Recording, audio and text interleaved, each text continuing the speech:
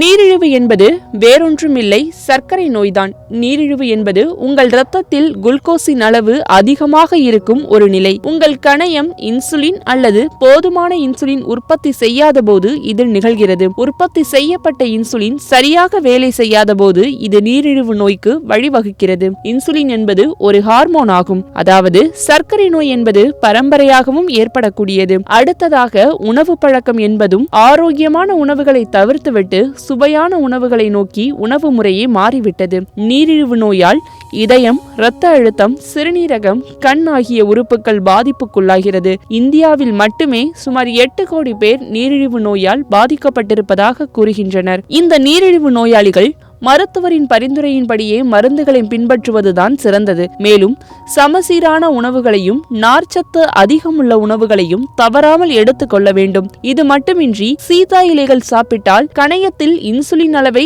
அதிகரிக்க உதவுகிறது. இதனுடன் இரத்த சர்க்கரையும் குறைக்கிறது என்று கூறுகின்றனர். அடுத்ததாக வேப்பிலை பொதுவாக பூஞ்சை எதிர்ப்பு, பாக்டீரியா எதிர்ப்பு பண்புகளை கொண்டதாக கருதப்படுகின்றது. ஆனால் வேப்பிலை நீரிழிவு நோயையும் கட்டுப்படுத்தும் என்று கூறுகின்றனர். காலையில் வெறும் வயிற்றில் வேப்பிலையை மென்று சாப்பிடுவதன் மூலம் இரத்தத்தின் சர்க்கரையின் அளவு அதிகரிக்காது என்று கூறப்படுகின்றது.